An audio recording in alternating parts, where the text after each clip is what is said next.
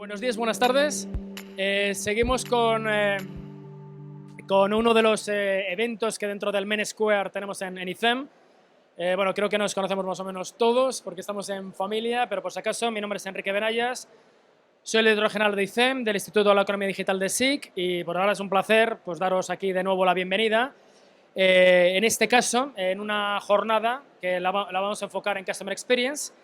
Y para eso, pues contamos con tres amigos y tres profesionales que entendemos y que sabemos que tienen mucho que decir sobre experiencia de cliente. No hace falta que os diga, y por eso estáis aquí, que estamos en un momento, digamos, de experiencia. Estamos en la era de las experiencias y de las emociones. Por lo tanto, la experiencia del cliente es lo que marca la actitud futura respecto a la compra, y es por eso por lo que es tan importante saber gestionar muy bien la experiencia del cliente. Para eso, como os digo, hemos invitado a tres amigos, tres colegas, tres profesionales de Customer Experience que os presento. Emilio García, Head of Customer Experience en SAGE. SAGE, y lo presento de izquierda a derecha, aunque ya por las fotos ya lo veis. Ya lo veis. Con el pelo. Efectivamente. No quiero entrar en detalles, pero claramente se ve quién es quién, ¿eh? Claramente se ve quién es quién. Bueno, pues os decía que Emilio que está al cargo liderando la parte de experiencia de SAGE.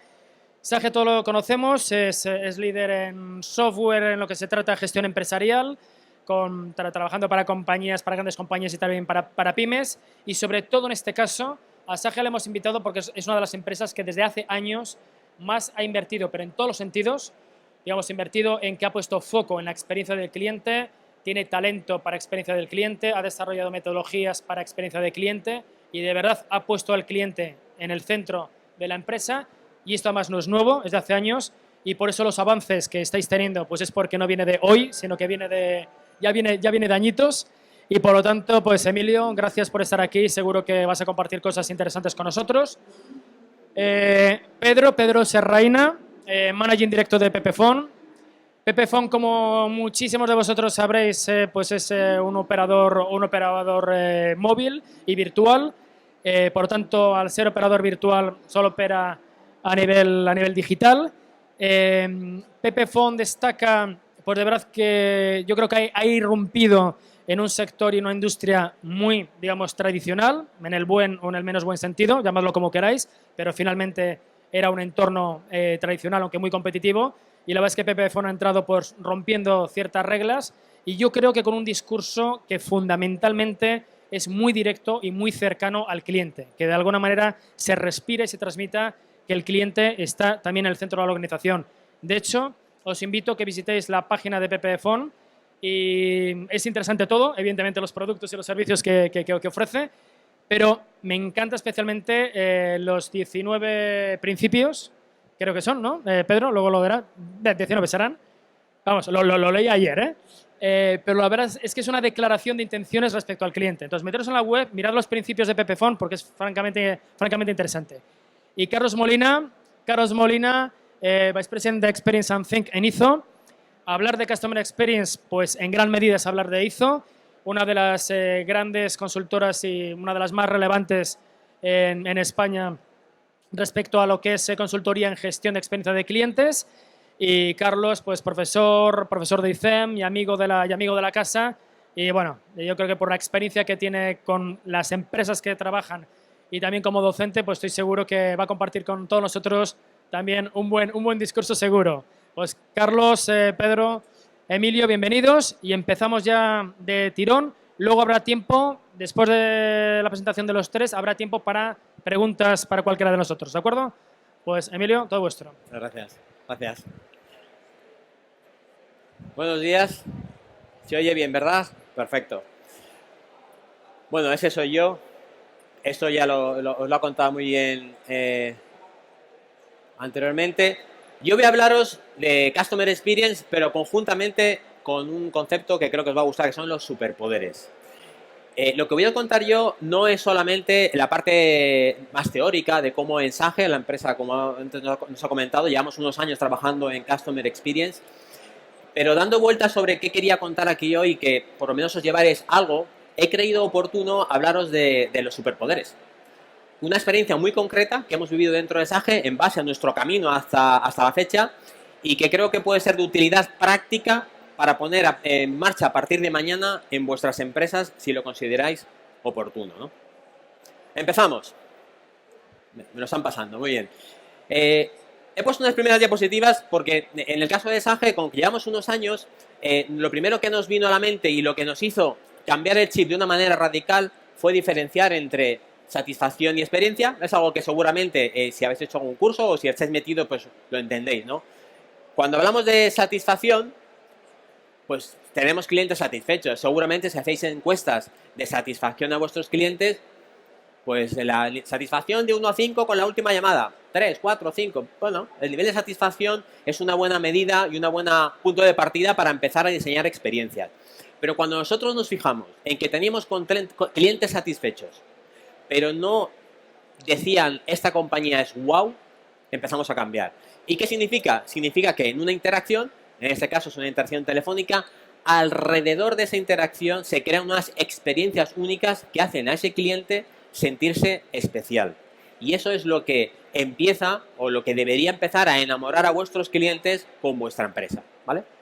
No es lo mismo satisfacción que experiencia. Cuando en Sage empezamos a trabajar, cogimos nuestros pilares para construir una muy buena experiencia de clientes. Esos son nuestros 4 pilares. Empezamos, por supuesto, primero escuchando a los clientes. Tenemos muchos mecanismos donde recogemos la información. Seguro que aquí hay un montón de información, herramientas que podéis tener para empezar a recoger esa fuente de información vital. ¿Para qué? Para el siguiente punto, diseñar las experiencias de cliente, que es lo que os voy a enseñar ahora con más detalle.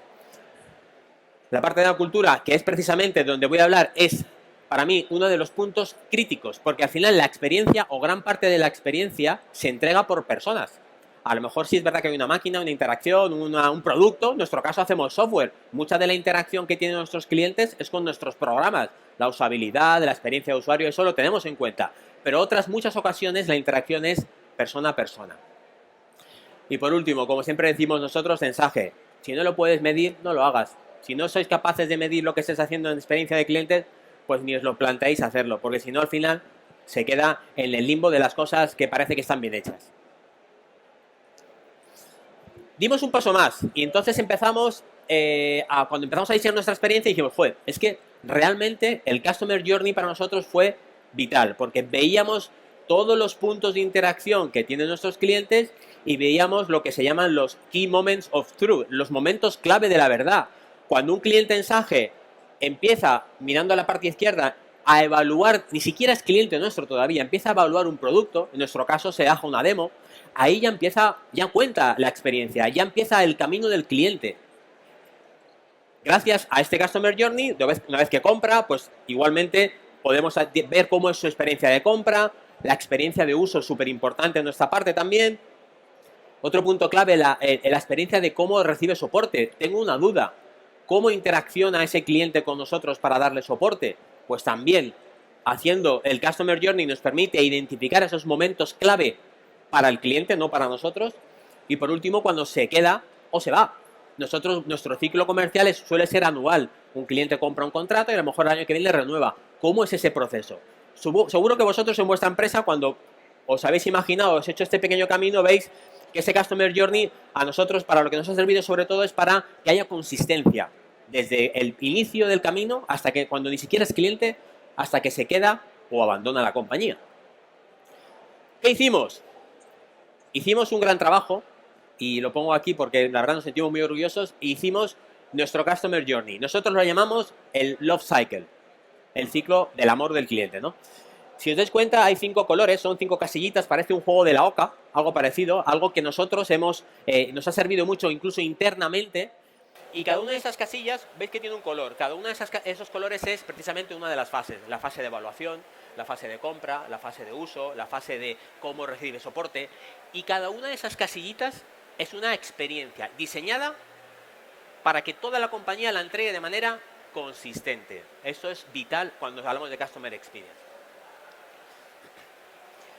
Esto lo pusimos en marcha hace 1 año y pico, 2 años, y realmente está funcionando bien. Pero está bien, ¿no? A mí me parece que es algo bastante relevante. No sé si lo habéis visto muchas veces. ¿Pero es suficiente? No es suficiente. Hay muchas más cosas, ¿no? Pero os voy a llevar a una a la que os quiero llevar en ese sentido, y es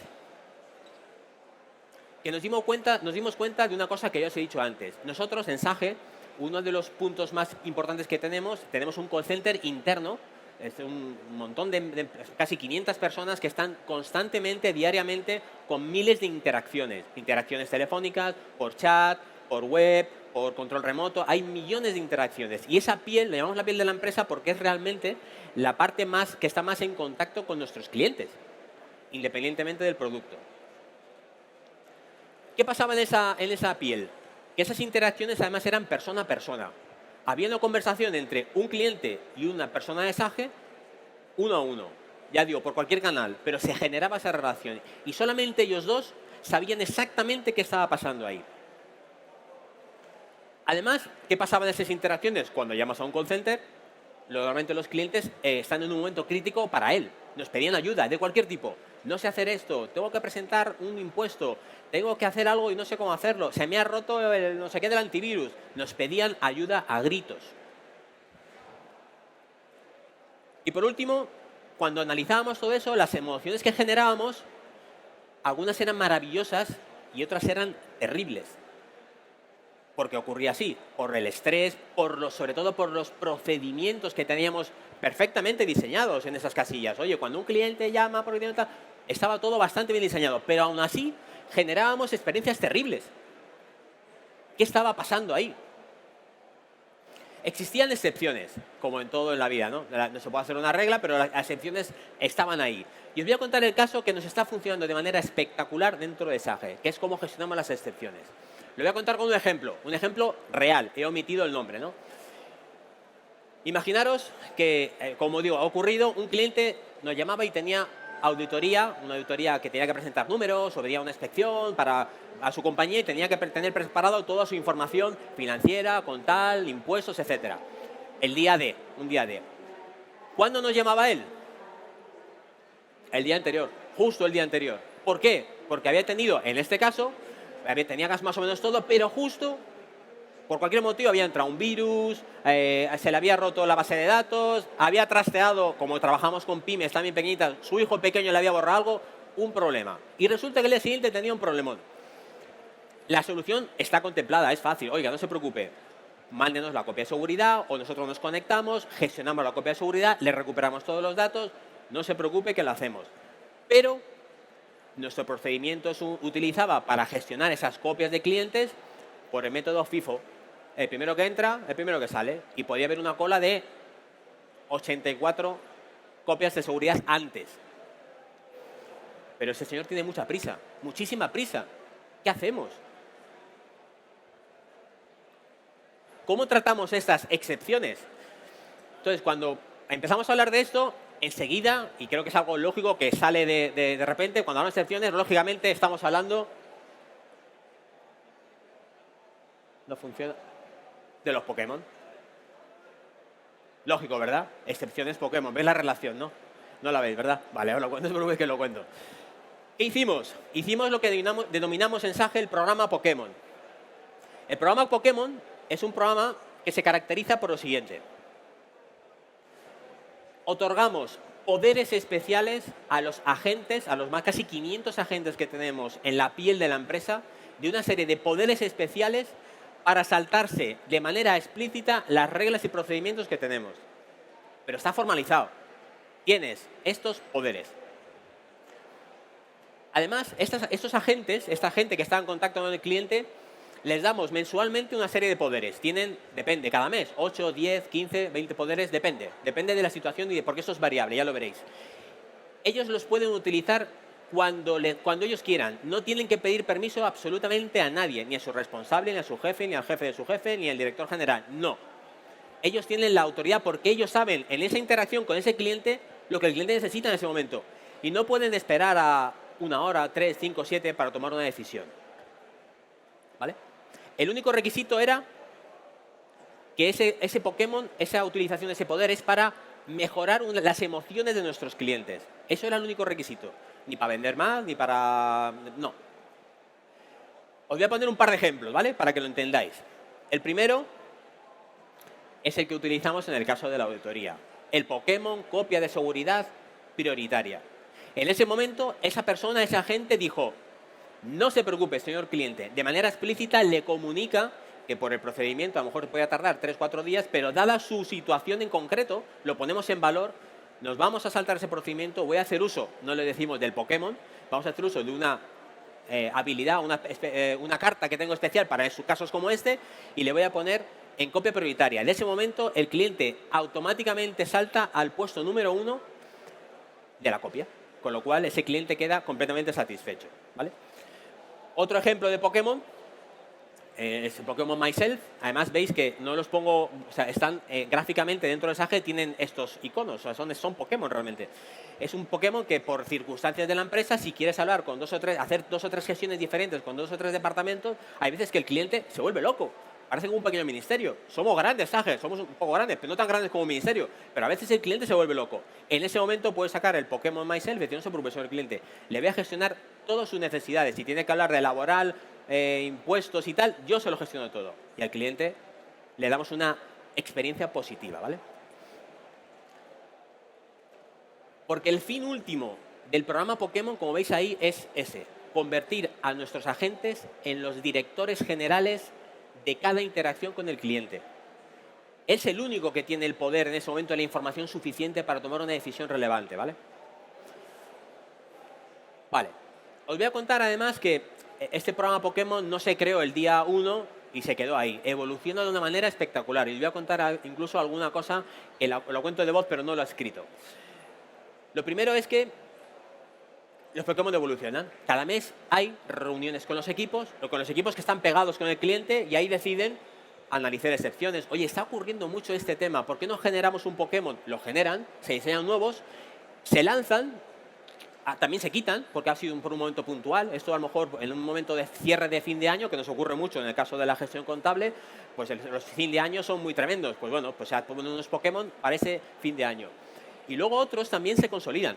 Nos ha ocurrido que ha habido poderes que hemos utilizado y que hemos dicho, porque esto es un poder ya. Esto tiene que ser lo normal que ocurra con nuestros clientes.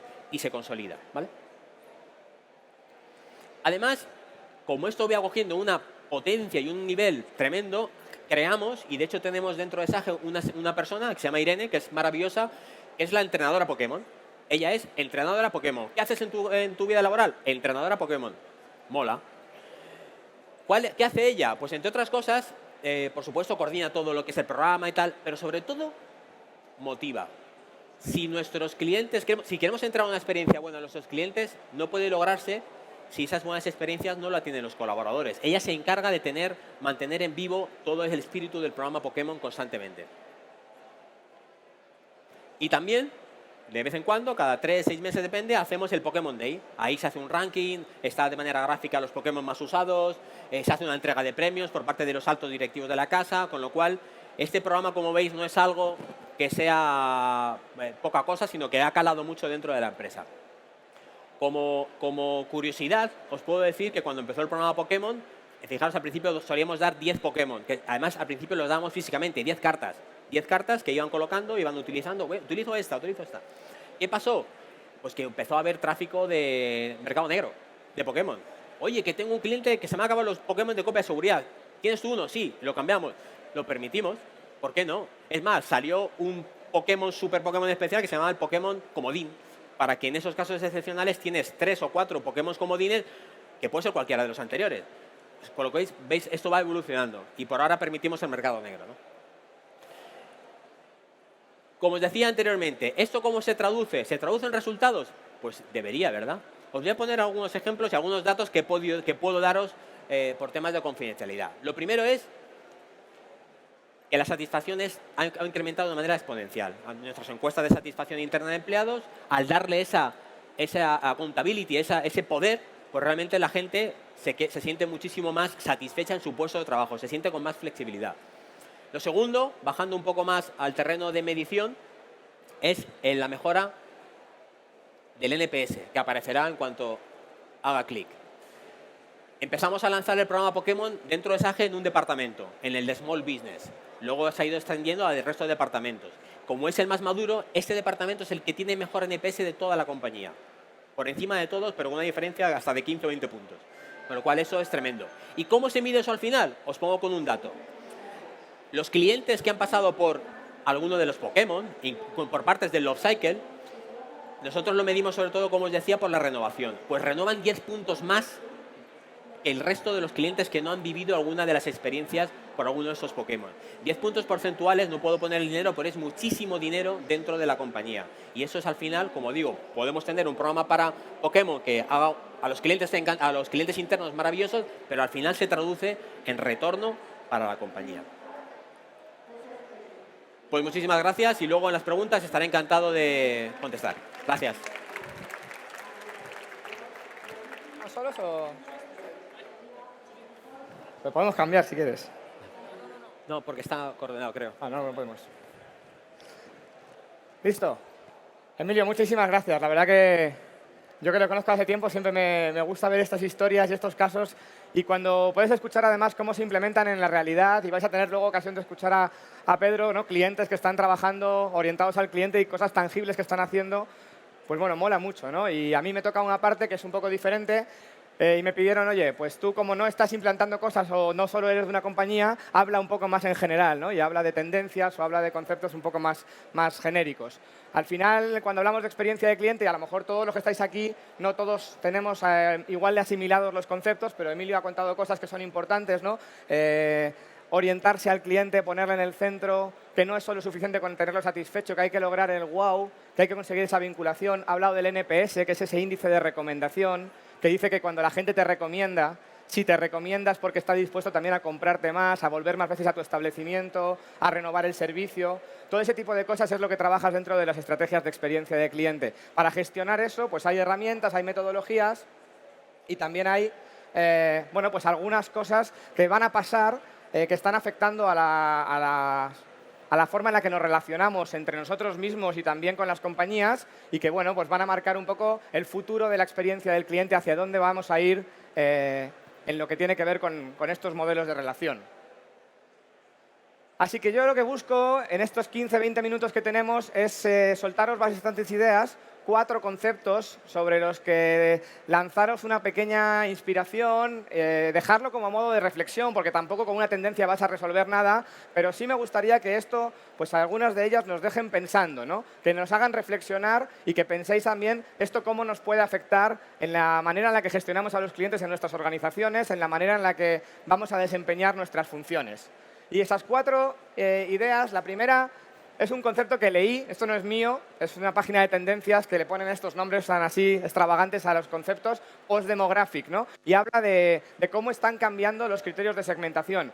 Uno de los conceptos y de las ideas más importantes cuando hablas de experiencia de cliente es comprender a tus clientes, conocerlos y además para agregar valor, para hacer cosas que son las que necesitan ese usuario de SAGE o ese consumidor de banca, no todos somos iguales. Si decimos que queremos agregar valor, lo que yo valoro, lo que valora mi madre, lo que valora una persona que yo no conozco, que vive en no sé dónde, son totalmente diferentes. Y por lo tanto tenemos que entender a estos diferentes grupos, ¿no? Pues una idea o un concepto que a mí me ha resultado muy interesante es cómo el mundo está cambiando al nivel que es casi imposible segmentar con los criterios de segmentación tradicionales. Y antes decíamos, tenemos la edad, el sexo, el nivel socioeconómico, una serie de cosas que nos ayudaban a predecir determinados comportamientos.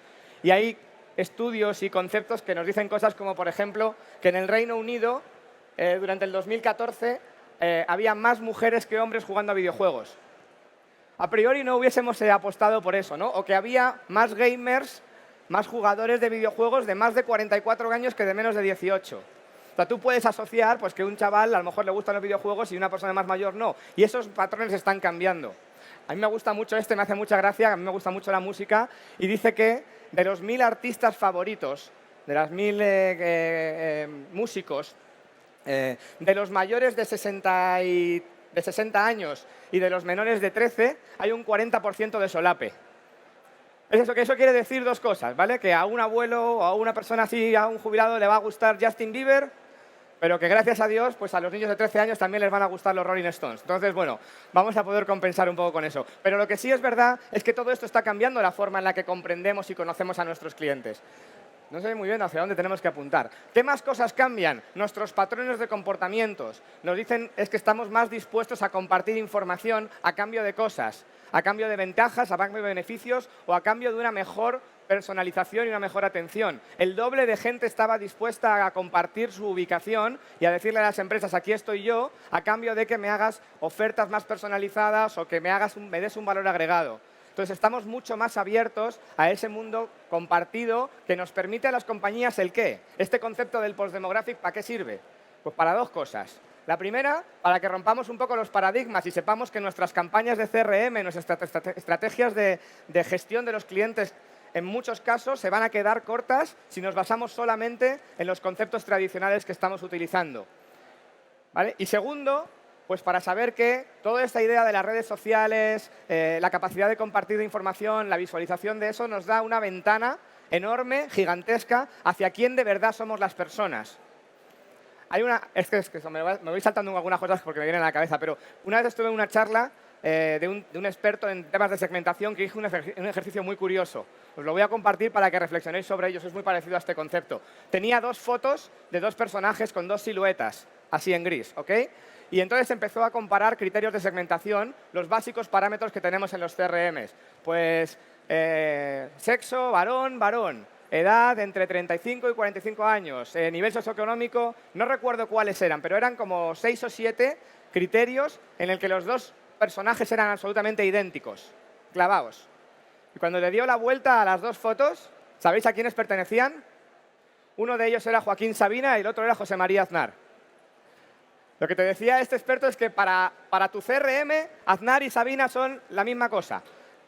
Y probablemente si tú quieres agregar valor, si quieres comunicarte, si quieres hacer algo que sea significativamente emocional para ellos, probablemente tengas que diferenciar entre sus preferencias, sus aspiraciones, sus motivadores. No son las mismas cosas. Hoy los usuarios están dispuestos a contarte cosas, a darte acceso a quiénes realmente somos, a qué nos gusta. Y esa información es parte de lo que tenemos que ser capaces de incorporar en nuestros sistemas y en nuestros procesos de decisión a nivel de la compañía. Entonces, bueno, hay algunas reflexiones que os tengo que dejar. ¿Cómo hacemos para identificar estos clientes? ¿Cómo hacemos para identificar a los Sabina y a los Aznar cuando nos llaman por teléfono o cuando nos vienen a visitar a nuestra tienda? ¿Y cómo hacemos para que nuestros empleados sepan adaptarse a lo que cada uno de ellos puede preferir? Porque si lo sabemos hacer, pues estaremos haciendo algo especial para ellos, ¿no? ¿Cómo tenemos que evolucionar a nivel de CRM para que esto funcione de manera sostenible? Porque no puede ser algo que sea simplemente una anécdota o que esté en la mano de la inspiración divina de cada uno de nuestros empleados. Bueno, pues ahí están los retos. No todo va a ser resolverlo todo junto, ¿no? Pero bueno, nos va a ayudar a reflexionar sobre ello. Se habla mucho del Internet de las cosas y es una realidad que está evolucionando. Hay un tipo que entiendo que puede ser alguien... ¿Hacia dónde hay que apuntar? ¿Hacia allá? Más para allá, ¿no? Bueno, los datos lo que nos dicen... Encima está animada, así que... ¿Me la pasáis? 4 veces. Bueno, los datos que nos dicen que en el 2009 había 1.600 millones de dispositivos personales, tablets, iPhones, lo que sea, y 0.9 billones de cacharros conectados de Internet de las cosas, ¿vale? La lavadora, el coche, el florero, ¿vale? Para el 2020, tú dale una más.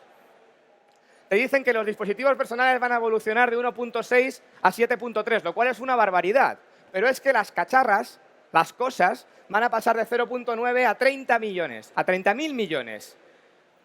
Estos datos están por ahí, no sé, porque no hagáis tantas fotos que estos datos los encontráis en Internet sin problemas. Es decir, que los estudios te dicen que en el hogar medio español, para el 2020, tendremos una media de 500 dispositivos conectados. Yo no sé si tengo 500 cosas en casa. Luego te pones a contar y realmente sí, pero que encima estén conectadas entre ellas y transfiriendo información, pues es un reto enorme. El CEO de General Electric, que entiendo que es una personalidad relevante porque salía por ahí en Internet, decía que el gran reto de las organizaciones a futuro va a ser quién va a ser capaz de gestionar todo esto, de toda esta información que se produce por los dispositivos, quién le da un cierto sentido y lo convierte en algo accionable. Y desde el punto de vista de la experiencia del cliente, de los servicios y de la forma en la que nos relacionamos con nuestros clientes, ¿cómo va a cambiar? Pues lo que va a cambiar es lo siguiente. ¿Qué va a pasar y cómo te vas a diferenciar y cómo vas a aportar un valor a ese usuario cuando el 80 o el 90% de las necesidades que tengas se gestionen automáticamente entre máquinas? Cuando tu lavadora se estropee y directamente se contacte con tu seguro y tu seguro con el departamento de soporte técnico de tu lavadora. Entonces, ¿de qué va a ir el servicio al cliente? A lo mejor hay que diseñar esa experiencia de cliente o esa experiencia de los cacharros. Y tendremos seguro, y es una reflexión que yo os dejo, que repensar la forma en la que aportamos valor. Porque si todas las cosas se van a poder conectar y van a hacerlo de manera automática, más allá de invertir en tecnología, ¿cómo hacemos algo emocional? ¿Cómo hacemos algo personal? Entonces, bueno, esto es un poco un concepto que traslada también esta idea, ¿no? De un foco muy en la marca y en la comunicación, hemos evolucionado a ese modelo de la voz del cliente donde escucharle es importante y vamos a pasar a un ecosistema donde los objetos van a formar una parte muy relevante de la experiencia, porque muchas de las cosas que nos van a afectar en la relación con las marcas se van a gestionar de forma automática entre los dispositivos. Ya sé que esto nos suena mucho a ciencia ficción hoy, pero la realidad es que el mundo cambia tan deprisa que no nos damos cuenta y ya está transformado. Bien, 2 ideas más. Estas son las 2 reflexiones que os decía. Cómo vamos a cambiar y cómo complementamos con nuestros dispositivos esos perfiles de usuarios. Emilio ha hablado del Customer Journey y de estas herramientas que nos sirven para comprender la experiencia que tienen los clientes con la compañía a lo largo de todo el ciclo de vida y que hacen una cosa que es parece un pequeño matiz, pero es súper importante, que es analizar lo que vive el cliente desde la perspectiva del cliente, sin importar los departamentos. Y parece que es una tontería, pero simplemente eso te va a empezar a identificar cosas que no te habías dado cuenta que pasaban. Por ejemplo, si tú eres una aerolínea o eres una empresa de transporte, hay una parte de tu ciclo de vida, de tu relación, que es, yo qué sé, hacer la maleta. ¿De quién es la responsabilidad de hacer la maleta para el viaje? Pues del cliente. Claramente la empresa de transporte no tiene nada que ver con eso, pero es un punto que puede ser complicado, que te puede suponer un esfuerzo y creo que es más importante, donde tú puedes hacer algo para ayudarme y entonces aportarme un valor. Entonces, el Customer Journey es una herramienta que te sirve para descubrir esas necesidades, esos dolores, como se enseñaba Emilio, que no eres consciente porque no los has visualizado desde fuera. Y cuesta un huevo, perdona Enrique, pero cuesta un huevo hacerlo, incluso cuando tratas de hacerlo. O sea, tú te pones a trabajar en un Customer Journey en tu organización y tienes que estar constantemente repitiéndote que tienes que salirte hacia afuera y mirarlo desde otra perspectiva, porque estás tan condicionado por cómo estás organizado que vas siempre a tu proceso, a tu sistema, a tu modelo de organización. Y eso se está haciendo hoy. Ahora, ¿cómo va a evolucionar esto en el futuro? ¿Cómo van a ser los Customer Journeys de los próximos 5 años? Fijaos una reflexión sobre el Customer Journey. El Customer Journey al final lo que diseña es un camino ideal. Tú dices, mis clientes hacen esto. Van por aquí, por acá, por acá, por acá, y entonces trazas lo que son los procesos o esos circuitos tradicionales. A mí me encanta este ejemplo que encontré en una presentación y dice, mira, este sería tu Customer Journey. ¿Vale? ¿Cuál es la realidad? La realidad es esta. La realidad es esta. La realidad es que los clientes encuentran sus propios caminos en función de lo que necesitan y les apetece hacer. No van a ocurrir las cosas porque tú las diseñes como tú has querido. Y por lo tanto tienes que plantearte preguntas como esta. A ver, si fueseis directores de marketing de una compañía, de este parque, o pudierais poner publicidad en ese cruce,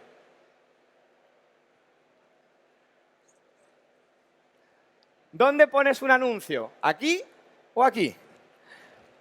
Yo me lo plantearía, porque lo ideal o lo normal, lo racional sería decir, oye, por aquí es por donde hay que pasar.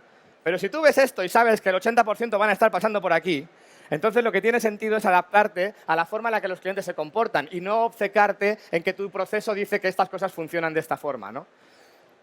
Hay otra reflexión que os quería hacer y es, ¿qué consecuencias tiene intervenir?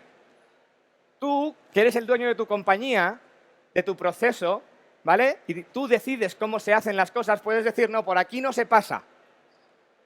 ¿Vale? ¿Cuál es la realidad del mundo? Que si hay que pasar, se va a pasar. ¿Vale? Y esto es simplemente una demostración de cómo funciona la sociedad y cómo funcionan los clientes, cómo funcionamos nosotros. Que yo no estoy echándole la culpa a los clientes como si fuesen alguien que nosotros no conocemos. Nosotros mismos hacemos esto todos los días y constantemente. Entonces, ¿hacia dónde van a ir los Customer Journeys del futuro? Bueno, pues hoy nos sirve hacer esa visión idealizada y ese caminito de las etapas para empezar a entender por dónde nos movemos y cuáles son las etapas más relevantes. Pero hacia futuro necesitaremos hacer Customer Journeys mucho más cuantitativos, donde tengamos información de cómo el cliente pasa por cada una de las etapas y saber que un porcentaje de clientes hace esto, otro hace esto y otro, y poder tomar decisiones a la hora de diseñar mejores experiencias y mejores interacciones.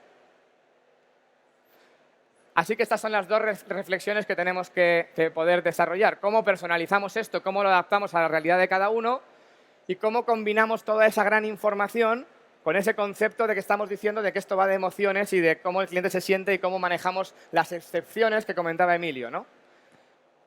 Y me queda una última idea que compartir con vosotros, y es que cuando hablamos de experiencia de cliente utilizamos mucho el concepto de la emocional. Las emociones, y está muy bien porque es un concepto que podemos interpretar muy bien y se entiende y es claro que tiene un impacto en el negocio. El hecho de que yo me sienta bien tratado o mal tratado o que haya hecho una buena compra o que me caiga bien la empresa con la que trabajo, influye en las decisiones que tomo. La cosa es cómo yo meto esto en la gestión de la compañía, cómo lo hago escalable, cómo consigo que las excepciones sea algo que puedo industrializar, aunque no me gusta mucho ese concepto, ¿no? Pero necesitamos meterlo en nuestro modelo de gestión. Yo soy consultor y utilizo ese tipo de palabras, pero me refiero a que tiene que ser algo que podemos manejar de forma masiva cuando tenemos miles de empleados o cientos de empleados y cientos de miles o millones o incluso millones de clientes. Lo que sí está claro, y esto lo dice, por ejemplo, un estudio que hizo American Express en Estados Unidos, es que las emociones tienen un impacto en los comportamientos y que cuando el cliente piensa en el servicio, esto se midió con técnicas de estas de neurociencia, les llenaron de cables a los clientes y detectaron que el 70% de los clientes se les aceleraba el corazón cuando pensaban en recibir un buen servicio. Y si tú quieres generar una emoción puede ser una alteración del ritmo cardíaco, el servicio es una de ellas. Y el 50% se le activaban las mismas, no lo tengo muy claro, no soy científico, pero neurotransmisores o hormonas o alguna cosa, las mismas que cuando estás enamorado. Entonces, si lo piensas, si tú dices quiero conectar con el cliente, quiero hacerle sentirse especial, quiero que sea algo relevante, que se vaya a acordar, el servicio, la forma en la que le atendemos y nos relacionamos con él, es una de las palancas más importantes. Ahora, ¿cómo están diseñados nuestros servicios? Y Emilio hablaba de los procesos. Yo os lo voy a explicar como yo lo veo. ¿Ingenieros aquí cuántos hay? Están en minoría, no hay problema, no pasa nada, pero yo os tengo localizados además. Los procesos los diseñan los ingenieros y un proceso está diseñado para ir de un punto A a un punto B de la forma más eficiente posible. Nuestras compañías están pensadas para que las interacciones con los clientes tengan como objetivo resolver, solucionar lo que el cliente necesita. De manera que podemos decir que el cliente tiene una necesidad. Por ejemplo, me has cobrado mal y yo lo que quiero básicamente es, bueno, aquí ese día que lo hice estaba un poco así y se me dio la vena sarcástica. No es que yo quiera resolver, lo que yo quiero es cerrarlo en el sistema, ¿vale? O sea, yo esto ya lo doy por cerrado. Entonces, ¿cómo funciona nuestro proceso? Bueno, pues para poder resolver esto, lo primero que necesito es que me des información. Te pido datos, te consulto, te investigo, ¿vale? En función de esa información, hay una serie de procesos de toma de decisión que pueden estar en los sistemas, en las políticas o en las personas. Y con lo que tú decidas, puede ser que haya dos escenarios. ¿Ok? Te resuelvo y, por lo tanto, te vas contento, o no te resuelvo, o te digo que no tienes razón, y, por lo tanto, es más probable que te vayas cabreado. ¿Vale? En cualquiera de los dos casos, el proceso ha funcionado porque hemos cerrado la interacción en el sistema. Pero pensad una cosa, se puede dar la circunstancia, y de hecho se da más frecuentemente de lo que pensamos, que yo le resuelva al cliente, imaginad una reclamación por una factura. ¿Vale? Ok, me has dado la razón, pero al final de todo, ¿yo qué pienso? Estos tíos son unos ladrones y si no estoy yo encima me la quieren colar y mi emoción final es mala. Lo ideal sería lo contrario. Imaginad que podemos diseñar nuestro servicio para que incluso sin resolverle al cliente, incluso sin darle la razón, se fuese feliz. ¿Es posible? Hay un truco que a mí me sirve mucho como consultor y que os lo dejo para el que lo quiera utilizar. Y es, igual que los ingenieros diseñamos los procesos, pero pensad en esto. En lugar de ir de la necesidad a la solución, diseñemos para ir de la emoción inicial a la emoción final. Es parecido a lo que estás implantando tú. Es decir, mi objetivo no solo es resolver, es que te vayas seguro de que mi compañía es una compañía que es clara, es justa, es honesta, es lo que tú quieras. Entonces, diseña tu servicio para conseguir eso. Y eso se puede hacer. Esta es una interacción de Netflix que ya están en España, la habéis conocido, está publicada en Internet, es muy graciosa. Puede ser una anécdota o puede ser una consecuencia de un modelo de gestión como el que, por ejemplo, os ha contado Sage. En este caso hay un cliente que le escribe por chat a Netflix y que básicamente dice: hola, tengo un problema que quiero reportar. El agente del contact center de Netflix decide responderle lo siguiente: saludos, aquí el capitán Mike de la gran nave espacial Netflix. ¿Con qué miembro de la tripulación estoy hablando? Y el cliente decide seguirle el juego y le dice: saludos, capitán, el lugarteniente Norm. Tengo un problema de ingeniería que reportar. Lugarteniente, ¿cuál parece que sea el problema? Y le dice: los dispositivos visuales están erráticos, señor. Bueno, básicamente lo que dice es que en el episodio 5 de la serie tal, el capítulo X, que se para, ¿vale? Que no se ve. Y ahí entran en una interacción donde entra en todo un juego de roles. Vale, pregunta: ¿cuántos creéis que al final de esta interacción el agente, que es un crack, consigue resolver el problema de la serie? ¿Cuántos creéis que no? Vale, no lo resuelve. La vida es así. Hay muchas veces que no vamos a poder hacer la copia de seguridad, que no vamos a poder, porque depende de un servidor central o de lo que sea. Pero en este caso, ¿sabéis lo que dijo el cliente al final de la llamada? Bueno, en este caso fue un chat. ¡Wow! Ojalá se me rompa otra vez para volver a contactar al servicio al cliente. Es decir, tú consigues algo totalmente diferente porque al final del todo no se trata solo de resolver o no, se trata de cómo te voy a hacer que te has sentido tratado. Y os quiero dejar simplemente con un ejemplo que para mí es muy inspiracional, es muy emocional, de cómo rediseñar y la diferencia entre diseñar productos y diseñar experiencias. Y es esto que probablemente alguno ya haya visto. ¿Sabéis lo que es esto? Esto es una máquina de TAC, de estas resonancias electromagnéticas de los hospitales. En los hospitales infantiles, las resonancias electromagnéticas era una de las interacciones más complicadas. El 80% de las pruebas que se le hacían a los niños tenían que ser repetidas, porque son traumáticas. Te meten en una máquina que hace tac, tac, tac, tac. Yo creo que por eso se llaman tacs, porque hace tac, tac, tac, tac, tac, un ruido enorme, te asusta. El niño se mueve y hay que repetirlo. Constantemente fallaban y eso era un gasto enorme para el hospital, aparte de una experiencia nefasta para la persona. Hubo un tipo que dijo: ¿qué pasa si cambiamos el escenario? ¿Qué pasa si en lugar de que el objetivo sea simplemente hacer la prueba, contamos una historia y hacemos que el niño viva una experiencia? Y entonces diseñaron este tipo de máquinas que son barcos pirata, que son naves espaciales, que son parques de juegos donde te dicen: eres un astronauta, te voy a meter en la nave espacial, vas a oír un ruido, pero como eres un valiente no te vas a asustar. Y puede ser muy bonito, pero es que además le dieron la vuelta al ratio. Y de ese 80% de errores pasaron a un 80% de aciertos. Entonces, generar esas emociones, pensar en cómo hacemos sentir al cliente y diseñar nuestros canales, nuestros servicios, nuestras compañías para que los clientes se sientan así, merece la pena y yo creo que el resultado además también te lo da en términos de negocio. Así que muchas gracias porque os voy a dejar con uno de los que mejor hace estas cosas, el Pepefón. Bueno, tú te pasas ya. No me he traído presentación, primero porque nunca hago presentaciones y segundo porque hablando de ideas creo que la única forma que las ideas, si son ciertas, se puedan transmitir es hacerlas a pelo y sin prepararlo ni nada. Y en este caso especial, más aún porque lo que voy a hablar, como es de experiencia, de Customer Experience, que mola más el término en inglés, es precisamente de eso, de nada, ¿vale? Y si consigo transmitiros bien lo que os quiero transmitir, pues hasta conseguiré que en 15 minutos me echen de este sitio porque no os va a gustar lo que os voy a decir. Toda esta gente que hay aquí, todos estos stands y todo, o sea, nos obsesionamos todos con la experiencia de cliente. No tenemos ni siquiera los huevos de llamarle experiencia de cliente, llamamos Customer Experience porque mola mucho más, igual que todos los índices y todas esas cosas. Yo dirijo una empresa, bueno, dos empresas, porque ahora tenemos otra que es PP Energy también, que es lo mismo.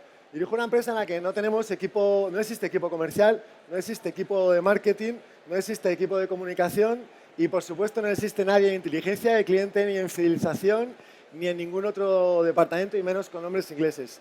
Desde mi punto de vista humilde y con todos los respetos del mundo, hay un concepto que es la famosa nada, que cuanto más evolucionan estas cosas, más innovador se convierte. Y es que la mejor experiencia de un cliente con una empresa es no tener ninguna experiencia con la empresa, es no existir. Un cliente tiene que estar con una persona, tiene que estar con su familia, tiene que estar con su pareja, tiene que estar con su perro, tiene que estar haciendo deporte, tiene que estar haciendo lo que le dé la gana, y las empresas, que son las que le están dando el servicio, tienen que existir únicamente para darle ese servicio, y cuando él tiene un problema, el problema tiene que ser el menor posible y tiene que desaparecer. Tiene que desaparecer. Y ese es el objetivo de una empresa. El objetivo de una empresa debería ser no existir. El objetivo nuestro es no existir en la vida de un cliente. Todas las empresas se empeñan en: yo te voy a patrocinar la cena de Navidad, yo voy a ser la empresa que te lleva en tus vacaciones tu felicidad, yo soy el happy no sé cuántos. Y todas las empresas, todas, seguro que las vuestras y todas que todos conocemos, en las páginas web de las empresas pone tu satisfacción, nuestro motivo de ser, la exigencia, nuestra mayor motivación.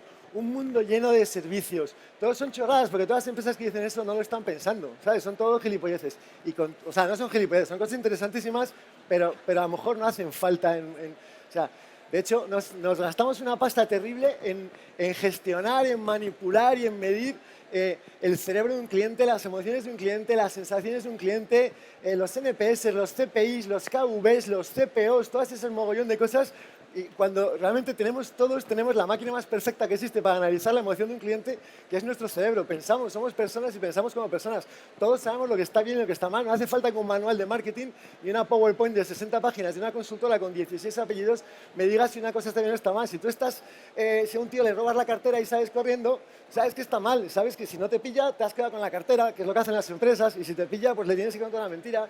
Y cuando todos estudiamos, estamos en nuestra vida y vivimos y vamos por la calle, vas a ver un partido a casa de un amigo y te quedas dormido en casa y llegas a casa de un amigo y le dices al amigo: pues tío, me he quedado dormido y he llegado tarde. Y tu amigo te dice: joder, la próxima vez me llamas porque había comprado cerveza y se me ha quedado ya toda la cerveza en la nevera.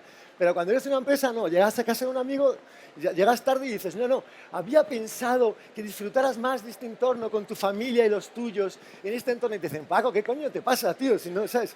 Y nos enseñan a convertirnos y a reconvertirnos en lo que no somos. Entonces, ¿cuál es la mejor experiencia de un cliente? Desde mi humilde punto de vista, el pequeño equipo que trabajamos en Pepefon, es la que no existe para nada. Entonces, en Pepefon, aunque me dé vergüenza reconocerlo, y funciona, está prohibido medir ni un solo parámetro emocional de un cliente, nada. Nada que tenga que ver con un cliente. Está prohibido segmentarlo. Está prohibido utilizar ninguna información de un cliente que él no conozca o que esté medida de alguna forma para hacerlo. Nosotros no sabemos si los clientes que están en Sevilla, que están casados y que son rubios, tienen más tendencia al churn. El churn es el nombre molón de los clientes que se van de la compañía.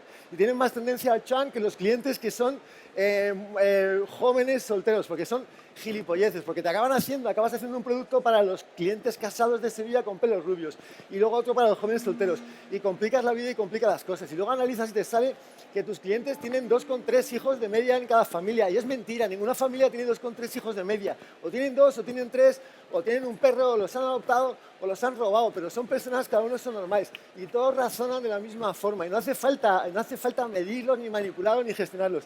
O sea, la satisfacción de un cliente tú la sabes cuando lo que estás haciendo es correcto con él, y no necesitas medirlo, porque además te obsesionas. En vez de ver si un cliente tiene un problema porque se le ha cortado una llamada, o porque una factura no es buena, o porque algo le ha pasado, no miras al cliente. No, tenemos el NPS en 4,4, el churn Fring en 2,6, y la consultora Fring, el Green Gonsul, dice que tenemos que hacer un fly clubs. Y entonces te obsesionas en esta parte y tienes a un cliente que es una persona normal, que no hace falta hacer las cosas. ¿Qué es lo que hacemos entonces? Pues hacemos lo que está en mi presentación. Nada.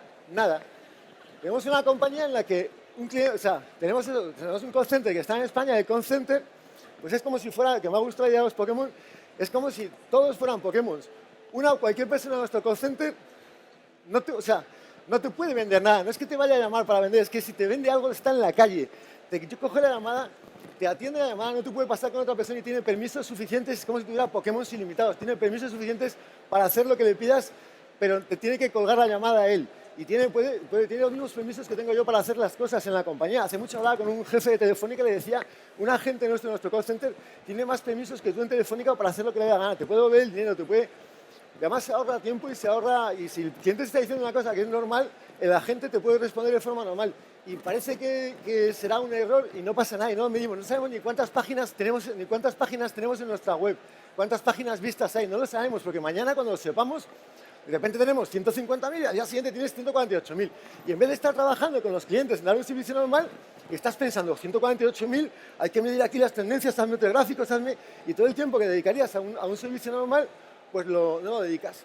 ¿Y qué pasa al final? Pues tenemos una empresa con 20 personas que factura el año pasado hemos facturado 64 millones de euros y hemos dado 16 millones de beneficio sin nada, con 20 personas y trabajando de forma honrada. Somos una empresa que trabaja de forma honrada y que no toca los cojones al cliente.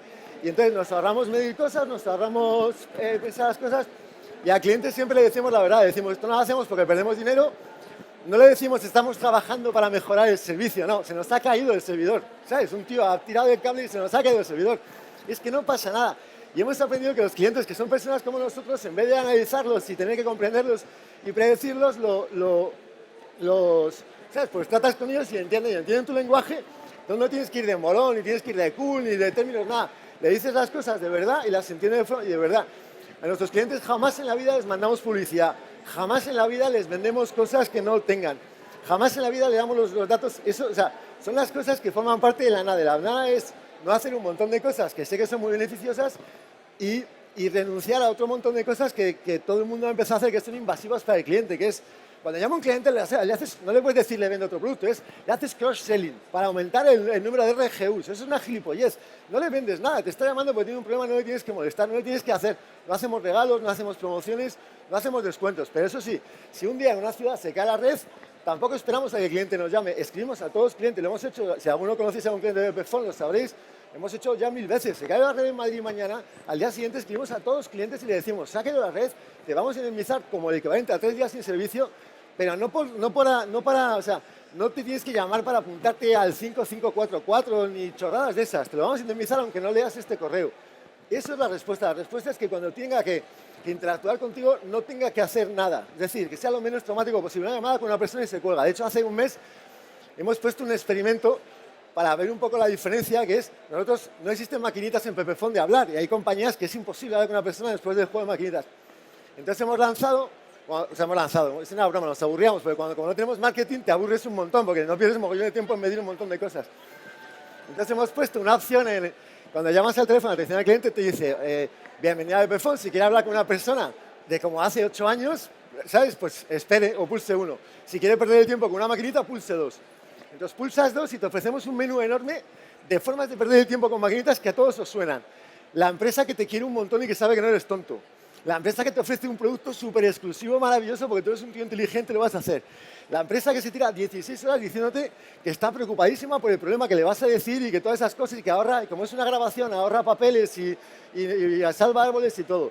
Escuchando musiquitas estúpidas, te ponen cosas idioteces para que veas la sensación de estar perdiendo el tiempo con una maquinita. Es un poco de broma y es lo único más o menos artificial que hemos hecho. Entonces, resulta que no hacer nada se convierte, al final funciona. O sea, somos una empresa que gana dinero, no hace trampas y funciona. Y bueno, más o menos funciona hasta que cerremos, pero de momento funciona. De momento va hasta que cerremos porque no haces nada. Porque claro, vas a un sitio, entonces te vienen 3 consultores y te hacen unas preguntas de la leche y dices, joder, yo no tengo eso, pero tengo que tener eso. Y te viene un tuit y te dice, oye, en tu página web el índice tal, resulta que si tú el botón de contratar lo pones un poquito más a la derecha, ¿cómo se llama? El click conversion, el CTR, como se llame, te sube un 0,3, que tú dices, debe ser la hostia, un 0,3, porque no sé si es mucho o es poco. Entonces, luego reflexionas, de verdad, si muevo el botón aquí, hay un cliente que teniendo una compañía que no tiene descuento ni promoción ni nada, que no es la más barata, que simplemente te trata normal y te deja en paz, muevo el botón 0,3 acá para incrementar el CTR un 0,1, o sea, el cliente que no vaya a contratar Pepefon porque el botón está a la izquierda y lo contrata a la derecha, de verdad lo quiero. Eso es un poco, es absurdo, es un poco ridículo. Entonces, la tenemos normal. Si ves nuestra página web que tiene los principios, dice cosas que son la verdad y que son cosas reales, pero no tiene frases porque cualquier empresa puede poner que nuestro objetivo, tu satisfacción y todas esas chorradas. Una empresa de neumáticos, una empresa de leche o una empresa de telecomunicaciones, todo lo pueden poner. Decimos cosas normales, hacemos cosas normales, nos ahorramos un montón de tiempo y buscamos la mejor experiencia que puede tener un cliente con una empresa que es no tener experiencia. Y cuando él tiene esos puntos de contacto que tienen con esto, resolverlo. Pero más que resolverlo por buscar emoción, resolverlo porque es más fácil para ti hacer las cosas y que el cliente esté normal. Y no, si no, está prohibido. Cuando te vas de Pepephone, ni siquiera te preguntamos por qué te vas, ni te hacemos una encuesta. Está todo prohibido. Eso sí, tecnológicamente medimos todos los parámetros que se puedan medir respecto a la operación, a los minutos, al tiempo, a los clientes, todo lo medimos. Pero del cliente, un cliente de Pepephone jamás lleva en su espalda ningún cartelito transparente que tenga cosas. La gente que va a atiende atención al cliente, sé que es una pérdida de dinero, es ridículo, porque podríamos hacer con una consultora chula, podríamos hacer algo mucho más molón e incrementar algún índice inglés un 0,4. Cuando alguien habla contigo, tiene prohibido darte una respuesta si facturas más, si facturas menos, si tienes más años o tienes menos años. Tiene que hacerlo a ciegas. Tú eres una persona normal. Y él no hace falta entrenarle en técnicas de tratamiento al cliente. Él sabe que sus reglas contigo son las reglas normales, porque todos tenemos, insisto, todos somos personas normales y todo el mundo sabe lo que está bien y lo que está mal. Entonces, esta es mi presentación. Es nada, que es un poquito de vuelta a la normalidad. Medir un montón de cosas, utilizar un montón de nombres ingleses chulos, hacer PowerPoints cojonudas que impresionan a todo el mundo, pero cuando tratéis al cliente, que no vea que está detrás de un PowerPoint ni una cosa de esas. Hacerlo normal, es que es tan ridículo. ¿Lo vais a echar aquí o no? Ya he acabado.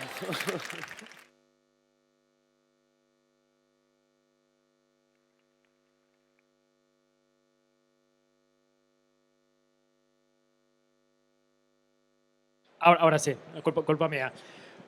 Bueno, Pedro, te has quedado a gusto, ¿no? No, nosotros también. No, de verdad, en serio. Evidentemente provocador, pero evidentemente inspirador, y de verdad esto se agradece.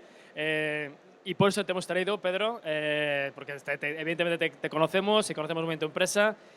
Y en ICEM nos gusta justamente esto, es compartir diferentes reflexiones de gente de verdad muy diferente, con diferentes puntos de vista, que además es que siempre enriquecen, siempre son complementarios y que de verdad aquí el objetivo es provocar e inspirar, efectivamente.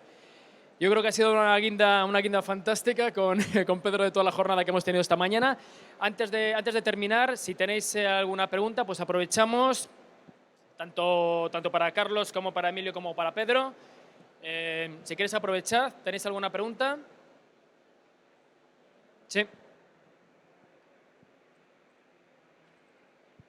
¿Qué tal? Buenas tardes. Mi consulta es, más allá del Customer Journey, de la emoción, todo eso, ¿cómo puedo hacer yo para emocionar a la gente de mi empresa, a mis trabajadores, para que realmente respondan de esta manera tan eficiente al cliente o de las emociones que yo quiero que generen en mi empresa o en mi cliente? Si hay 2 o 3 criterios que utilizan ustedes, bueno, como el Pokémon, o hay algunos otros más que pudieran compartir para que se pudieran utilizar en las empresas. ¿Quieres comentar algo? ¿Quieres contar tú? En el caso nuestro, como te ponía, uno de los 4 pilares era precisamente el de la cultura, ¿no?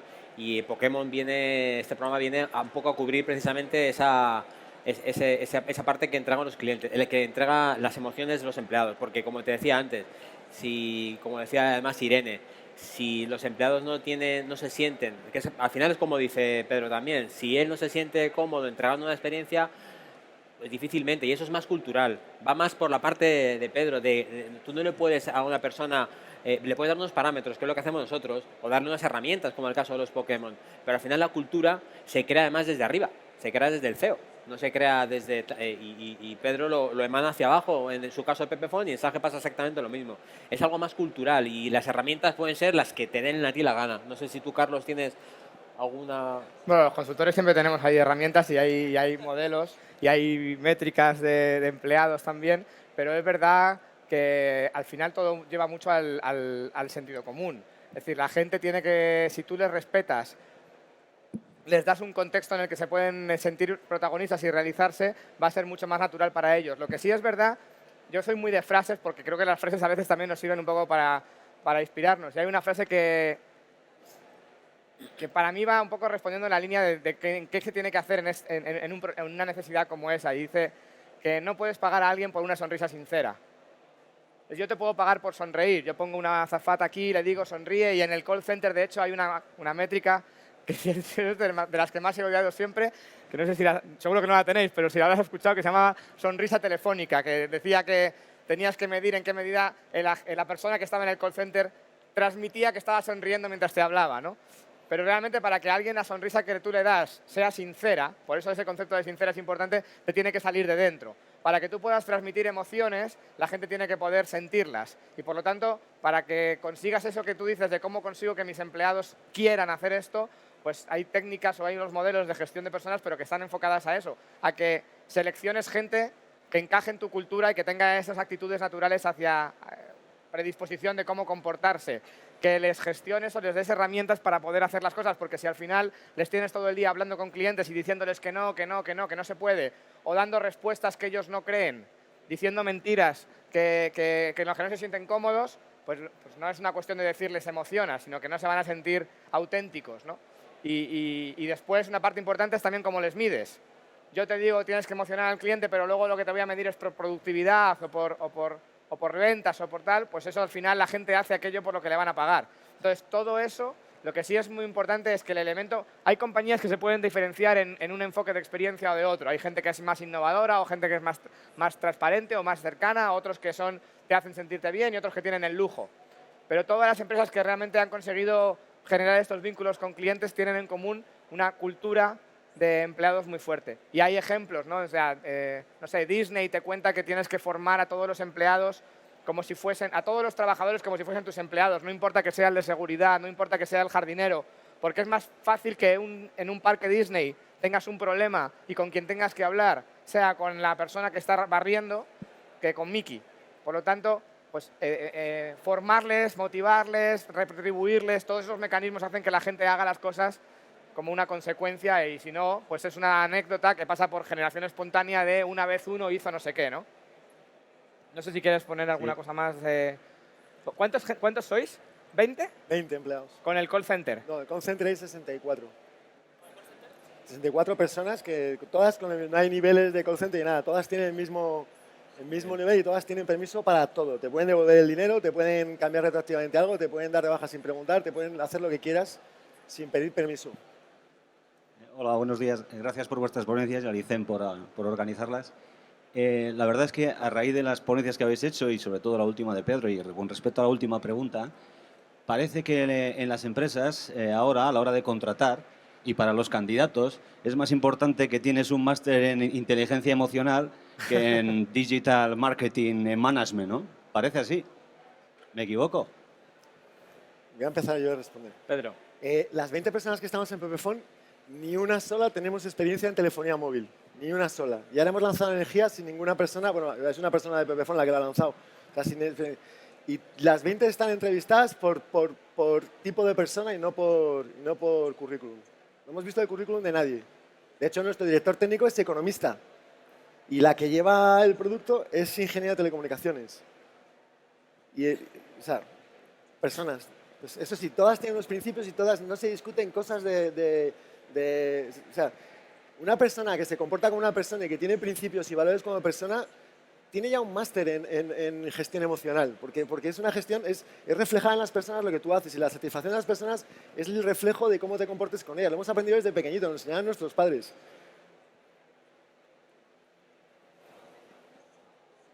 ¿Otra pregunta por algún sitio? No, creo que no. Pues nada, señores, pues muchísimas gracias y simplemente